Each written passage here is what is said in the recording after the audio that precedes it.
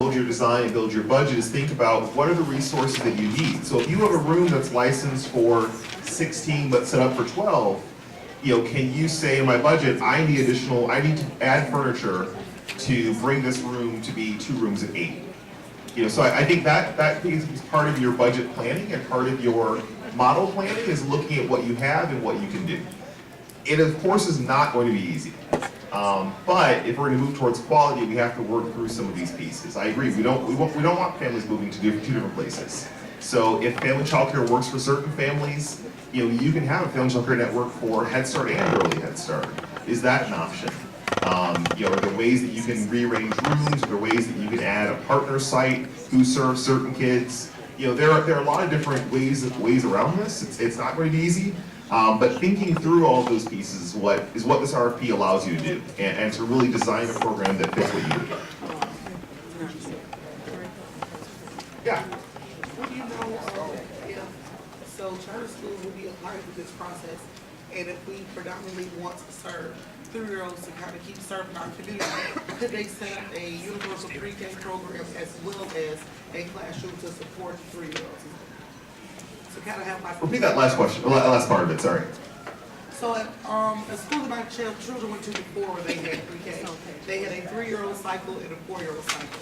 So what I'm asking is if a charter school that's applying through this process could set up a universal pre-K class as well as a class to serve the 3-year-olds in that community.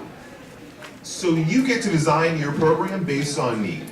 So the city is not saying that you can't serve 4s. What they're saying is that as a city, we're moving towards 4s being served in schools, the majority of 4s. And so there may just be fewer 4s who would enroll in your program. At the same time, it might be different for you as a charter school because you, of course, have the older siblings there as well. So you're going to have to figure out what your data is telling you and design your program. The city is saying if your predominant age is 3, there's 17 kids. If it's above 3, it's 20. They're saying, figure out who you're going to serve, but they're not saying you cannot serve, 4s, or that you have to set up your classroom a certain way. All right, where was I? So partners. So I'm talking about partners. So I think if you're going to go the partner route, and I skipped around, so people were trying to follow this. So to achieve the goals of the RFP. Your partners, if you're going to partner for your federal funds, your Head Start, your Early Head Start funds, your partners probably would benefit from on their own applying for PFA and PI. So you can't give them those funds. Those funds can't be delegated again. So if you're going to partner with, Chicago Kids Center or something, then and they're going to, and you're going to give them Head Start funds. You don't want their only sources of revenue to be Head Start and child care, because as we discussed, those don't really mix together too well in terms of really supporting a whole classroom. If you're serving majority kids who are Head Start eligible, most of them are not CCAP eligible. And so think about how you're going to coordinate with your partners to align your program plans and really encourage them to also apply in this process for PFA and PI. As you do that, your partners, so just as the city has said that your program should not use CCAP as a barrier to enrollment, nor can your partners. And so you've got to make sure that your values are aligned, that you have partners that are going to really pursue and be willing to serve kids who are not CCAP eligible, and they're not going to try to charge them, special copay or field trip fee or any of that nonsense. So your values have to align with your partners. And you need to think about the infrastructure that your partners need as you build your operational model. So any other questions on partners or thoughts on partners? All right. So then, and what time do I end? Somebody? 45? All right.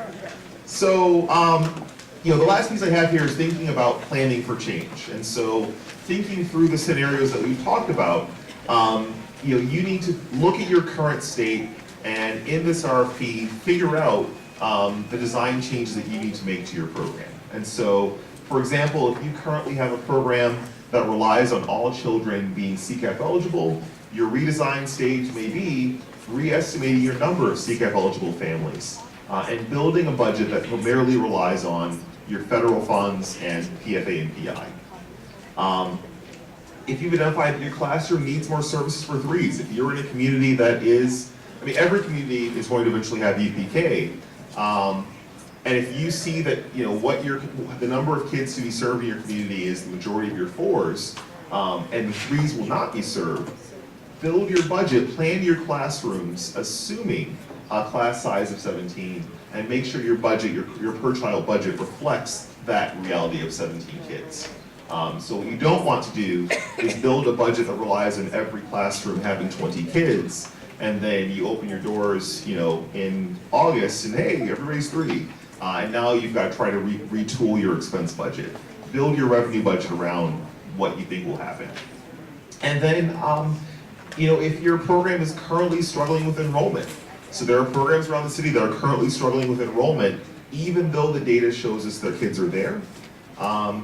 Think about your community data and what barriers are there to enrollment.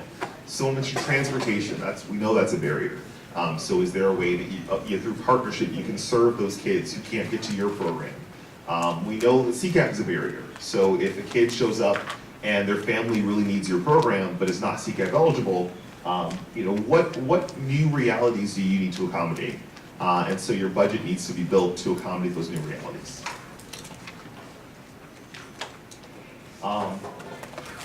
And so, thinking about this at a classroom level, here's part of what this could look like in a preschool classroom. So currently you're serving 20 preschoolers, that you want every kid to, meet eligibility requirements for all 3 funding streams, and that you see in your data that you have a lot of kids who are Head Start, early Head Start eligible not being served, and your classrooms are not full. What's your new plan? So at a classroom level, this may look like that in, room 2, we're now planning for 17 preschoolers. We're expecting all 17 to be PFA eligible. We're expecting 15 to be Head Start eligible.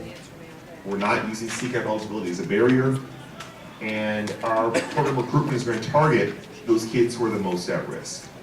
And so that budget looks very different from the budget in the current state, but that room is full, and that room is meeting the needs of the community. And so that's what your budget needs to be built on, and that's what needs to inform your program design and your recruitment outreach plan.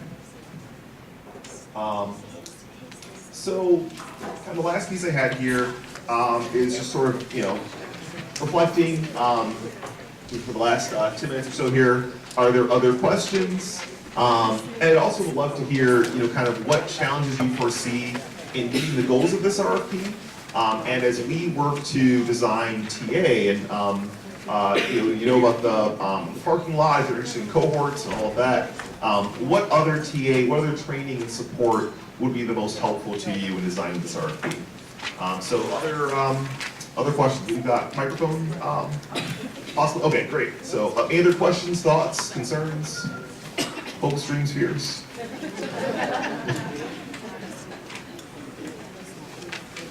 None. All right, was it?